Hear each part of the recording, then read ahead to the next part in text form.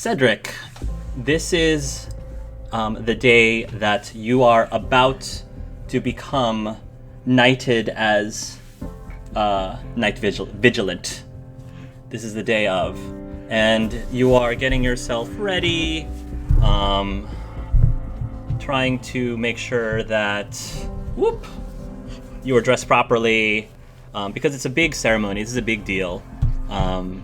You reaching this position, and this is a position that I don't know if you necessarily fought for it. I don't think that was ever a title that you were going for. It's just that I think you have proven yourself worthy over the years. There's going to be a knock on your door. Cedric will answer it. He's already dressed in his full plate Templar armor. You'll open it, and there before you is a man in very humble clothing, although probably much finer clothing than you're normally used to seeing him in. His hair has started to gray slightly, not too slightly, but he certainly has aged a noticeable bit since we last saw him. This is the artist, Hugh. Cedric, good morning. Hugh, it's good to see you. It's good to see you too, my friend. May I come in? Of course. And he'll hold open the door for him. I wanted to personally congratulate you before the ceremony on becoming Night Vigilant. It is, I'm sure, a great honor, and one that I trust there's no one else more deserving of such a position as yourself. It definitely is a great honor, and one that I hope to live up to the predecessors of the past. I never really joined the Order looking for advancement. It was never really my thing, but advancement found me, and it's something that I hope to live up to. He will smile at you and he says, "How does it feel? Honestly, just between old friends, how does it really feel, taking this responsibility?" Honestly, I feel like I can't just use the line that I am just a humble Templar anymore. The weight of it all, being a guardian, being a Night Vigilant now, having so many people under my care, it's expanded so much from when I just had charges. Now a whole country is my charge, and all of the circles now are my charge. The weight is insurmountable. But it is a burden that I am ready to bear. That's one of the reasons why I came to talk to you beforehand. Not to talk you out of anything, not to, of course, say that you're not deserving or qualified or capable of anything. I just wanted you to know that I've come to know you very well over the years, Cedric. And I have come to know a man that is very selfless, and someone that I know tries to spread himself out as much as possible. It is a common joke around the Order, as you know, that you seem to collect mages in droves and tend to have probably more charges than the average person, even of your position. Not only do you have the responsibility of many mages, you have the responsibility of your family, your wife, your 2 children, and that's not even adding on a very bizarre mage who has this interesting gifts with his abilities as well. He's referring to himself. That are also equally dangerous if placed in the wrong hands. You put yourself in a place that allows you to be responsible for countless numbers of people. I'm just hoping that you're not putting too much on your plate and spreading yourself out too thin with this. I have no doubt that I am. But Hugh, as you said, you've known me for a long time. A long time. And this is just the kind of person I am. I have to help where I can. The order in many places is flawed, and this position will give me a chance to reprimand the orders that I think need to be changed. I need to help as many people as I can.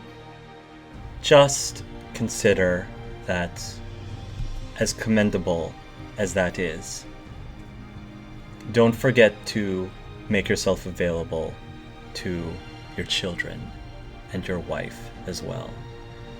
During our travels, I've always made it a point to make sure that you always came home to them at the end of the day, that you are able to be there for your wife and for your children and for your family. And as you continue going up the ranks and gaining this position, ignoring the rumors that say that the Divine herself is considering you to eventually become the right hand of the Divine as well, I want you to make sure that you still continue to come home to your family. That is the promise that I made to you when we first started this journey. I thank you for that, Hugh. And I know it is not my position to ask this, but I must continue to ask that you constantly remind me of my family. When I first set out, I had no purpose. I had no home. Throughout my journeys, I found a purpose and I found a home. That home has not changed, but my purpose has grown from just 1 to 3 to thousands. But I am glad to have someone like you at my side to remind me of those who I hold dear. Hugh will smile and says, I'm not going to be around forever, Cedric. I am much older than the rest of you, and my aging is going to continue accelerating. I just wanted to make sure that at this moment, when you're reaching the pinnacle of a Templar's position, that you remember this moving forward. Life is very short and it goes by so quickly. I think that as long as I have lived, I realize that I've wasted many years of my life in seclusion and wasted many of my time staying away from people. Don't make the same mistake that I did. Life is indeed short. I can already feel it waning on me. It feels like yesterday I was but an initiate. And now I've climbed to this rank. We've grown together, Hugh. We've seen new life be created. We've defended life. I will not forget your words, just as much as I will never forget you and your teachings. You might have lived a long time, but your wisdom throughout your life, will carry out throughout the ages, if I have anything to say about it. That means a lot. Thank you, my friend. And Cedric will actually go in and give him a hug. He'll return the hug back very tightly. And as he pulls away, he'll say, I suppose it would be inappropriate if at the ceremony you arrived jumping out of a box. I feel as though many people would not understand that joke, unless if you have been telling people that that's how you first found me. Especially if you did so unclothed. Not the high of my career as a Templar. I'm not sure, though, if the Divine would necessarily look down on that situation or look really down, staring at that situation. I'm sure my wife would have words with myself if I were to do that. And I doubt anyone wants to see that anyway. I have a feeling that I still have not quite mastered the delivery of jokes very well, he says, grinning slightly. I figured it was a joke, but I agree. Your punchlines need a bit more oomph and the delivery. There's going to be another knock on the door. You'll answer it, and it's going to be this woman in very beautiful armor. You know this woman to be a Templar named Nazim. Nice. So she actually trained underneath you. She's relatively new to the order. Has been not too young, but as you can see, she is trained with a spear, not a halberd, but a spear. Right next to her is a mage from the circle who is dressed in very fine-looking dress robes with slightly messy red hair. You recognize this mage before as Leon. Yes, Sam, that Leon. And Nazim will give a bow. Knight Commander Ashwood, Nazim says, they're ready for you. Thank you, Sir Nazim. And I don't believe I've had the honor of meeting you. He'll look to the mage. I don't want to speak for Leon, okay. But Leon I think he's always been like a very bubbly, like energetic kind of person, and he'll probably like say hi. It's nice. He'll probably talk your ear off if you let him. It's like, hi, it's nice to meet you. I'm really, really excited to see this ceremony. I've never gotten to see a ceremony quite like a night vigilance ceremony at all. Oh, by the way, I'm a great healer. Did I mention that? With a thumbs up. Like, is this seem accurate? Wait. So. Yeah, the thumbs up. If Sam's watching, I hope I was able to. The other Sam, male Sam's watching. I hope I was able to capture the essence of Leon. But this is why I don't want to roleplay other people's PC characters. My bad. I can't do it in a straight face. So, okay. So with that, Nazim will turn to leave, and I think that you're dressed. Is it armor? Is that you're wearing? Is it going to be like Templar armor? Yeah. It's like so I kind of like the Cullen armor, where it's like Templar armor, and then he has like the fur on like the back or whatever. I like that. Yeah, I like that. I think Q is going to look towards Cedric and he'll say, "You ready?" I am. To the future, then, he says. And with that, he's actually going to, like, straighten the collar. Almost like a big brother straightening the tie of the little brother before he goes off to prom or something. Because I think at this point, I mean, probably well before this point, he sees you as his brother. All right. Shall we then? And he'll open the door and let you through first. Let's do this, and then he'll step through. Andrea, you are... I'm going to say that you are in Ravane. Okay. You're actually at the circle of Ravane. And probably because you're visiting and you have some certain affairs there. And while you're there, to your surprise, you run into none other than Bostwick himself. What are you doing here? Well, he says, you know that I've decided that staying put in the breach has been struggling, you know. I'm not liking being quarantined and locked down into one specific place. So I've decided I needed a way for me to stretch my legs a bit and go out into the world and smell the fresh air for a time.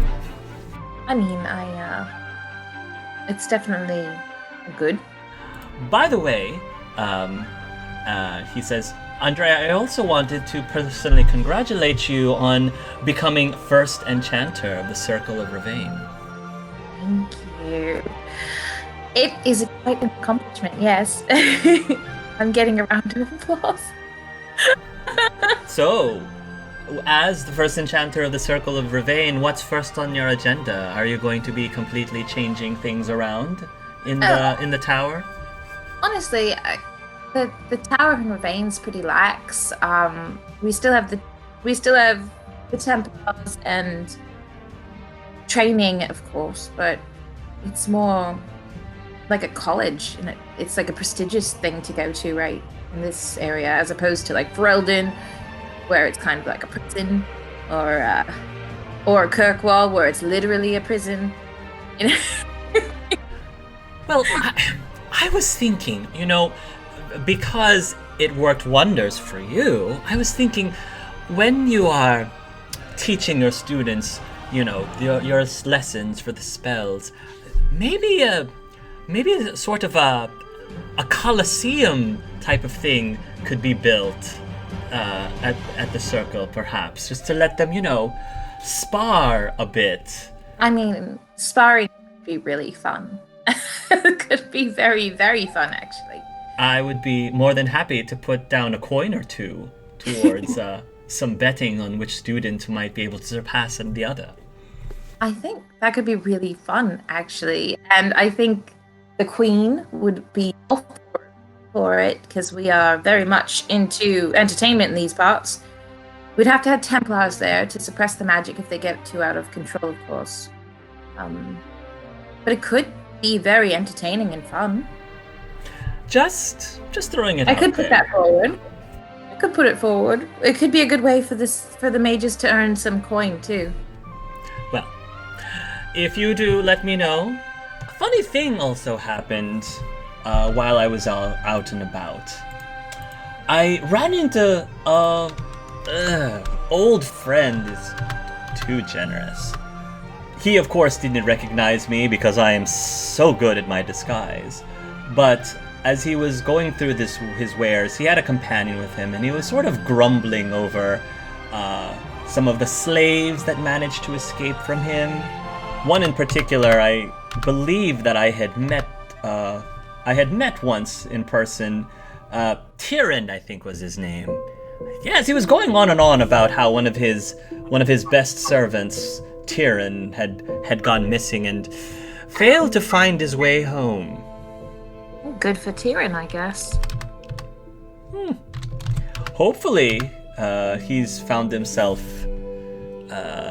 some better conditions than being underneath my colleague, friend. Amerin was his name. Do I know the name Amerin? Yeah, Amerin was a pretty... You've heard of Amerin. You've actually seen him visit Bostwick before when you were a lot younger. He was definitely your typical master in terms of not treating his slaves properly. Tyrion might actually ring a bell now that he mentions it, because you notice that he had a lot of scars on his hands, I think, and his body. So it wasn't pleasant. Certainly was not Bostwick, that's for sure, when it came to how he treated his slaves. I remember the name, actually. Was poorly treated. Tyrion was. Well, hopefully he's found himself in far better situations. Yes, hopefully. I mean, if we were to come across someone like you, I'm sure he would find some help. Or me, but he's probably on the road. Hopefully he found somewhere safe to be. as David had said, whenever Theoben comes to Ferelden, they're very, very accommodating. Pretty much no expense is too much for Theoben because uh, he's been very helpful with his bracer in providing food and, other important supplies for the kingdom. Background, I feel like Theoben has just dove right into it. Like, he's going to answer his door in like a silk robe and just Yes. the entire estate and deck. Right. A lot of He has, yes. So he has his own estate, very well furnished, has its own greenhouse, herbal garden, whatever. Mm-hmm. And so you'll hear a knock on the door. Okay. As I said, Theoben will get up from his nice love seat that he's got in the estate, throw on a silk robe, and walk over to the door, and he's going to push down a kind of bronzed paragon statue, which will open his door. All right. You open your door and you can see Hugh right before you with a few graying hairs. Mm-hmm. And he gives you a smile. It's one of those things where Hugh is, even to this day, he hasn't fully learned how to smile genuinely. So it's a little bit awkward, but it's awkward in an endearing way, mm-hmm. if that makes sense. So he gives you that endearing, awkward smile. Mm-hmm. And he says, Theoben, good to see you. Good to see you too, Hugh. Come in.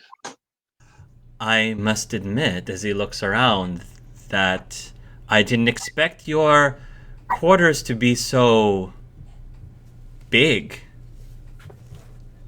Oh, size has to go somewhere.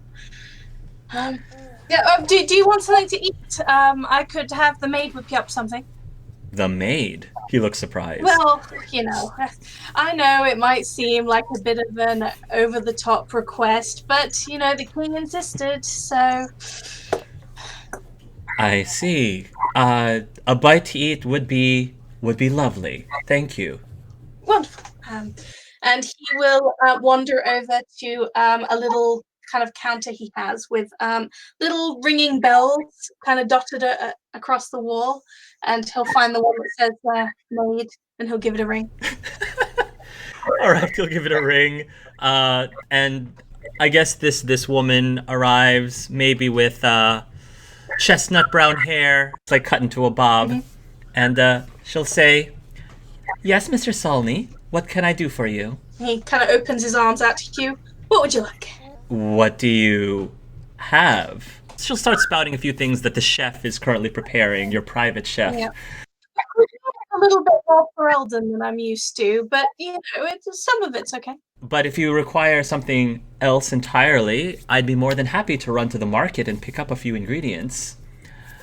No. At this point, Hugh kind of looks back and forth, very confused. He says, "That won't be necessary. What were you going to have, Theoben, for lunch? What were you going to have?" I think I will have mushroom stew. Deep mushroom, obviously. I will have that. Excellent choice, of course. Anything else I can get for you, Sarah, I think is what they say. Have you had to look at the Embrium inventory? I'm sure that there's a few of the stocks missing. I just wanted a recount. Have you had a chance to look into that? I was just getting into that as soon as you summoned me. I assure you that I will have that completed within the next couple of hours. All right, that will be all. Thank you. Of course. And she will bow to both of you. And Hugh, the entire time, is observing this. It's interesting. Okay. And Hugh says, I heard that you were very popular here in Ferelden. I just didn't realize that you were this popular. Oh, it's quite exciting, isn't it? King Sunworth has spared no expense. Coming from, humble merchant roots is quite a step up, I think. And I thought Cedric had a very cushy accommodations over in Orlais. I just wanted a good life for my daughter, and I have it. She's gonna be raised in the most beautiful estate I've ever seen in Brelden. Not much more I can do, really. Just out of curiosity, are there any paintings or tapestries in this estate by any chance? Yes. Over the fireplace, assuming there's a fireplace, or over some sort of mantelpiece, there will be the Theoben's wedding portrait from him and Amelia. Other than that, though, it's pretty much what you'd expect in Theoben's house. Rather than kind of like shelves of books, it's just shelves of vials and potions and things like that. Private collections. Some decor that you can tell is just there to look fancy, like some very eccentric vases and things like that. And Theoben's parents, I guess, would there be a picture of them as well? So. Hugh is going to look at the paintings, and he's just going to admire them. I think he's going to actually, his eyes will fall on Amelia, and he will say, I believe this is my first time seeing... Is this Amelia? Yeah, that's her. Was her. She looked very pretty. She was.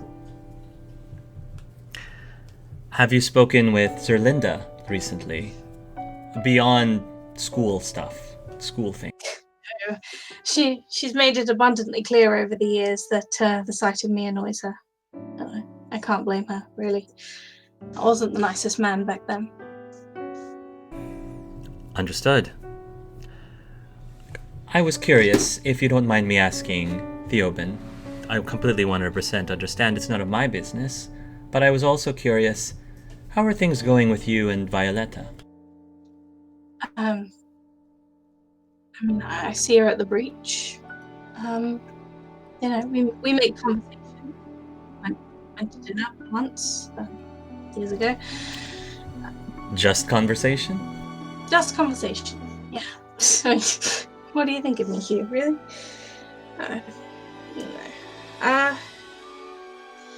No, Hugh, the truth is I'm quite set from... I've loved exactly 2 women, and both of them died. I don't think there'll be another in my future. I think you do have a woman that you love very much, he says, looking towards Rosie's picture. Yes, and she is all I need. I mean, you and my friends. You're all pretty hefty bonuses, but if Rosie's happy, then so am I. Hugh kind of grows silent a little bit, and then he turns towards you and he looks at you and he says, I do wonder about that, actually. For myself, if the same can be said about myself, if what I have gone through in my life in terms of my love life, of which has been near non-existent, if that has been enough for me. It's not easy. I mean, I'm not going to stand here and tell you it's not hard. I've watched over the years, Andrea, Cedric, Kenna, they all get married and have their own little sprawlers, and it's tough. And there are always nights when you wish you had someone. This is actually something I've never actually talked to Cedric even. Mostly because I don't think he's ever been curious enough to ask me. But I have always wondered about companionship, especially since I am not 100% tranquil anymore. Although I'm not necessarily 100% completely cured either. I've always wondered about love, falling in love. And I watch Kenna and Connor, and I watch Andrea and Cedric and their children.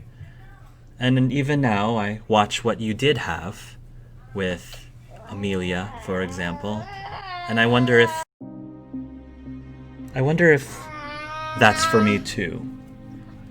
And I'm not sure, because on certain days, I wonder if there is someone for me. But I also am wondering if it's because I genuinely am looking for a relationship in that form, or if it's just because I'm curious if I should, because that seems to be the way that society feels you could be a whole person or be happy. Well, I mean, I'm not going to claim to be an expert, but if you have questions, no diagrams, I promise. You know, I've been in love before, and I've done other parts of love. If you have any questions, we can talk. I'm not even sure if I have the capacity to love anyone, at least not in that way. Of course, I love my friends. I love Cedric like a brother. And I love you as one of my other best friends as well. But I don't know if I necessarily have the capacity to love in the way that Kenna and Connor, for example, have love.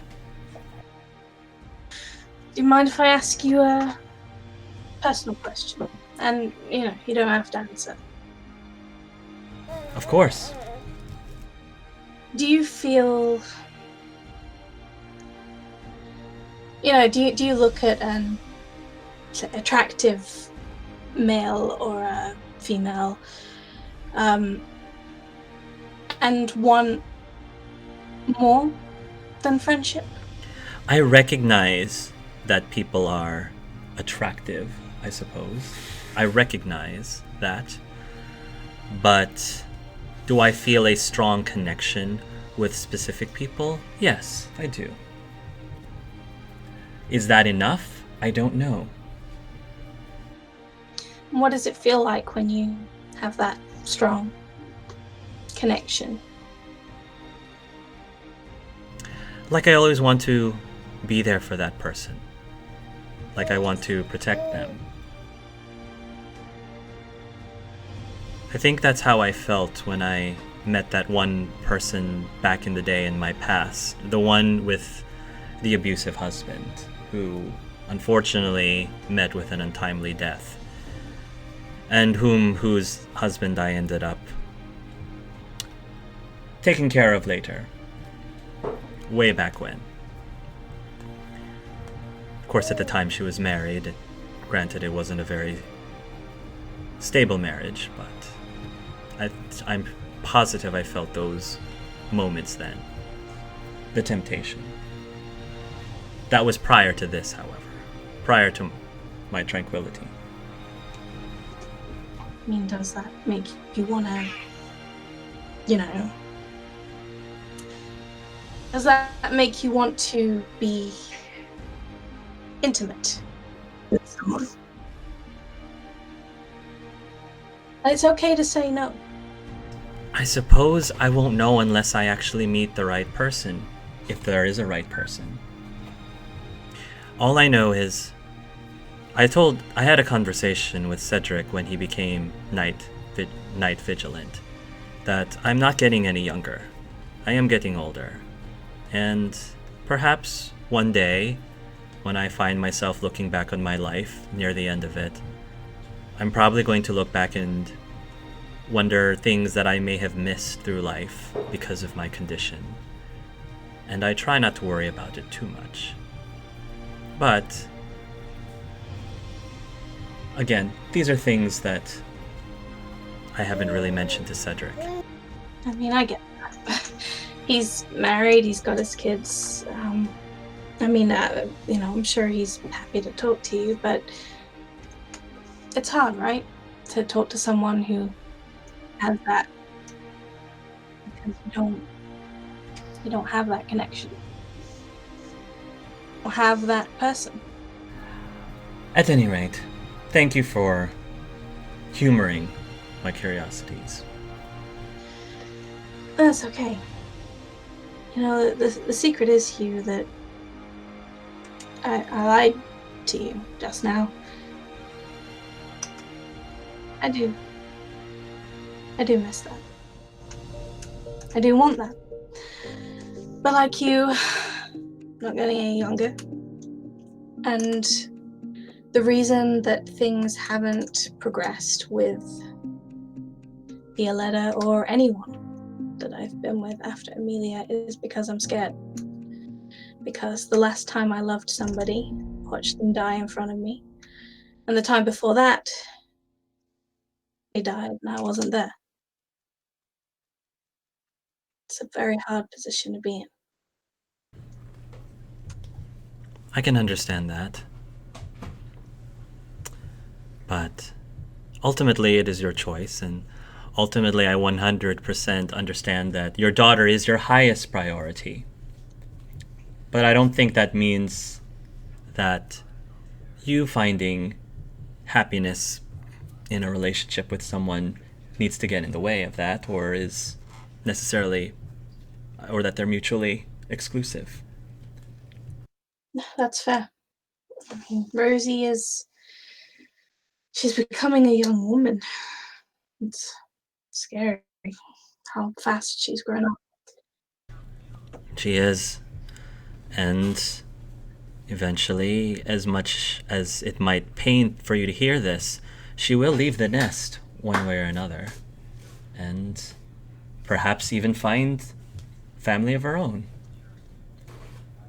I would think that she would want you to be happy during that time, whether it's with someone else or if it's another passion that you can keep yourself busy with to the end of your days. Oh, maybe you're right. But it's not like I've got people beating down the door, you know what I'm saying?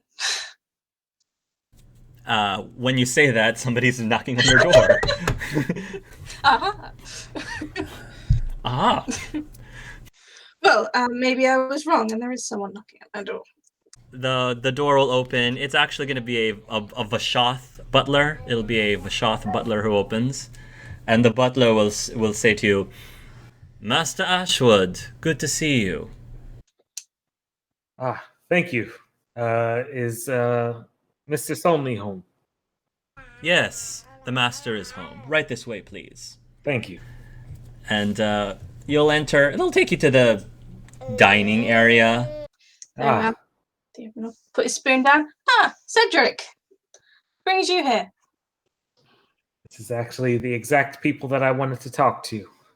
Ah. Is that so? It is. On business? Unfortunately, yes. Well, sit down, my friend. Thank you. And he'll sit. The soup sit is down. delicious. Do you want something to eat? Maid can't have wandered off too far. No, I'm fine. In fact, I'd rather if we talk more in private, if that's all right. Oh. Well, we are alone at the moment. He would look around. Excellent. Do you want me to ensure that our conversation is private? Hugh asks. If that involves you not leaving, then yes. He'll pull out his giant paintbrush, put some paints on it, and then he's just going to paint a ring around you temporarily, letting Theoben say, he'll say to Theoben, don't worry, this is only temporary. I would not want your servants extra work. As he paints this ring around the floor. And I'm sure that by this point, Cedric has seen him do this before. It basically allows no sound to escape from that ring, so you can have a private conversation. I don't know how much you've been keeping up with me, Theoben, but I've recently reached the rank of Knight Vigilant within the Templars. Congratulations.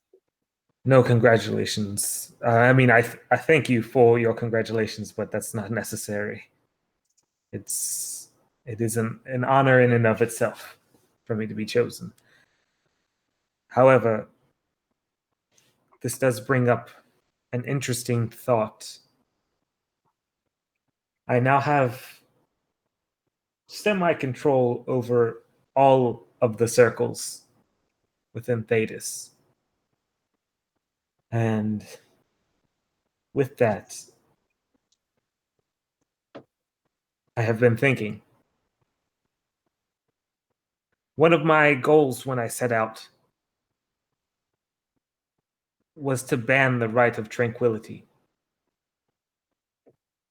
across all circles, change things from within. Mhm. I find myself at the power to where I can now do that.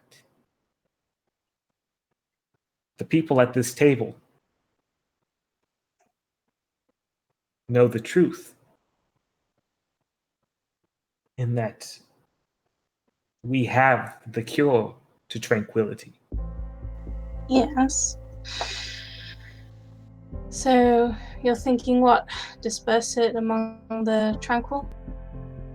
Among the populace? That is my eventual intent. To review tranquility cases, have mages and Templars united to look over each tranquility case, and if they are to be found undeserving of tranquility, albeit no blood magic, no killings, for them to be lifted, at least partially. Theoben will look over to Hugh, and he'll say, "Will that include you? Is that something that you would want?" This is exactly why I wanted Hugh here. He has been lifted from part of his tranquility. And I would very much like his input as to how this should be implemented. Should it be partially lifted so that they actually have a choice? Or should we just give it back to them? If I was just speaking for myself and my situation, because my situation is very unique, you know, Cedric, that I have great fear in fully becoming cured from tranquility because of what I could do, or what other people could force me to do if I was fully cured. Speaking for everyone else, I'm sure that there are dozens of people, especially in the mage community, will be happy to hear of such a change.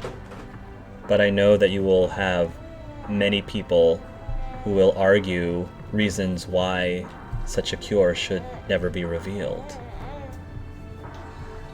There are people in this world who will make the argument that tranquility has saved many lives. Mages who have become so dangerous and have been unable to control their powers would otherwise have been, in extreme cases, put to the death. At least with tranquility they can remain alive, or some semblance of living, if you were to refer to it as such. That is my point. I have seen many tranquil, you included. I don't know anyone who was a mage who was turned tranquil. But if I did, I would question myself if they're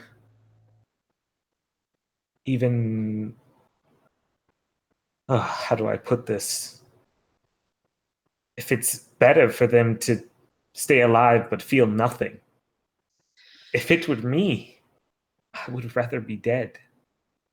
I know you have a very specific circumstance, Hugh, but there are many mages who do not. Many mages who have been wrongfully tranquilized. These are the debates that are going through my head. I wish to enact this, at least to some of the extent where no mage will ever be tranquilized again.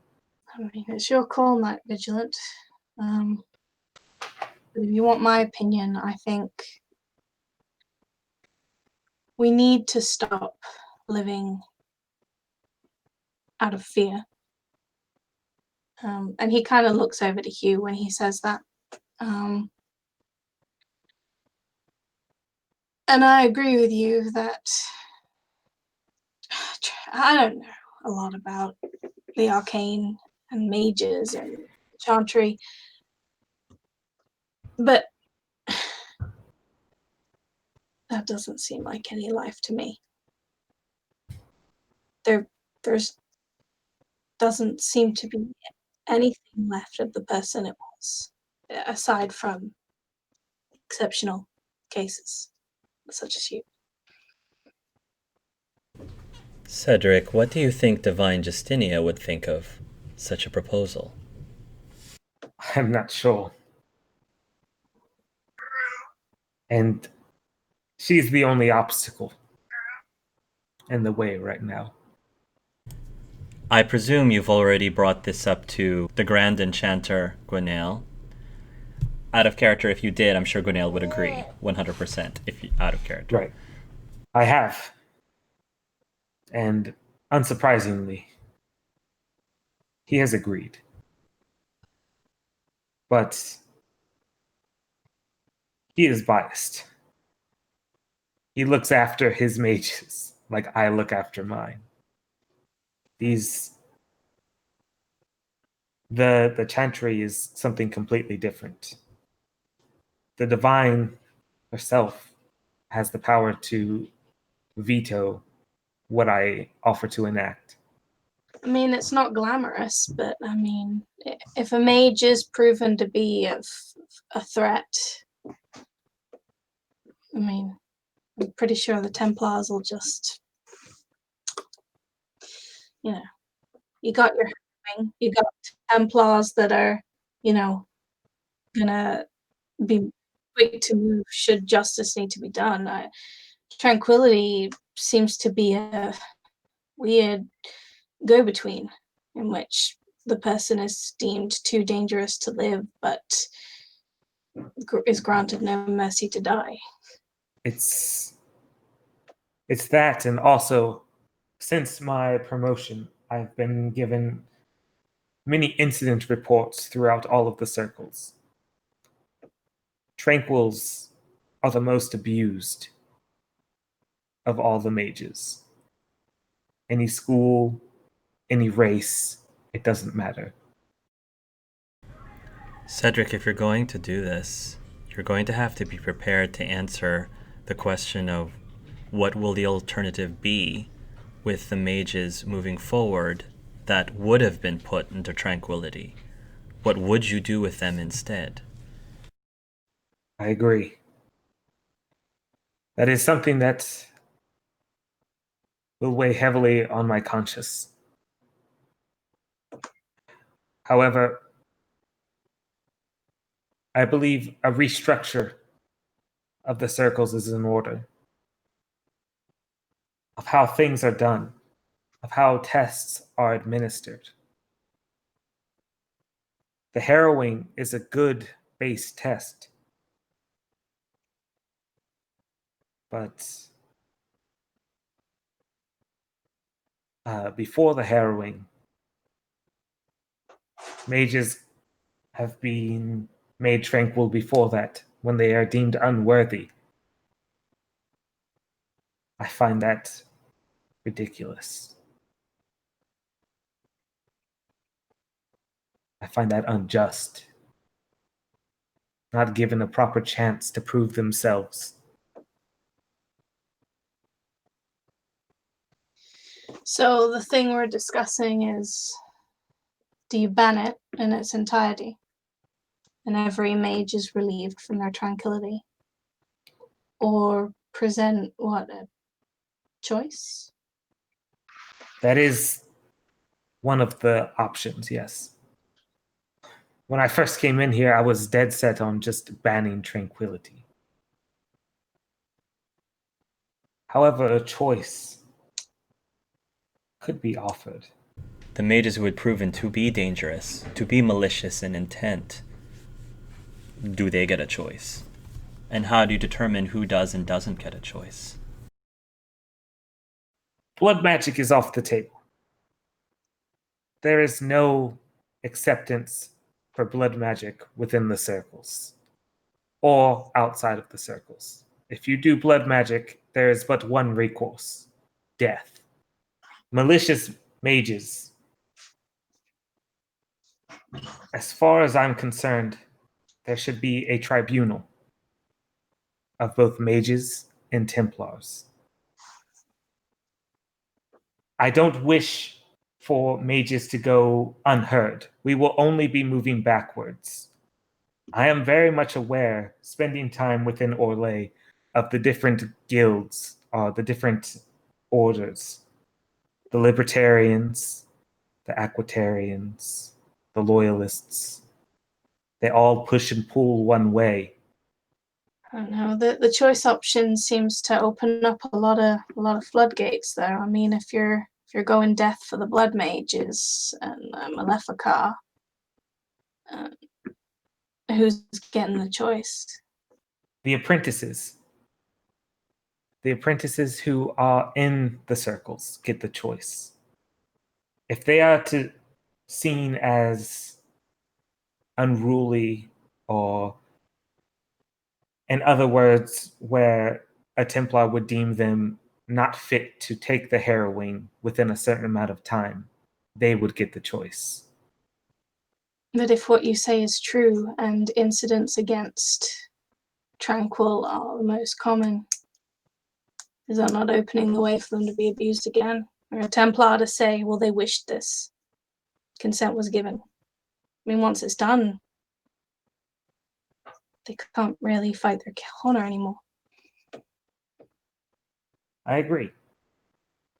I'm not saying my way is perfect yet, but I believe it is a step in the right direction. No, man, I think it's a good idea. I'm just, like you, I think I'm just preparing it for what's going to be a lot of questions. A lot of questions, and definitely a slog through bureaucratics within the Chantry, I'm sure.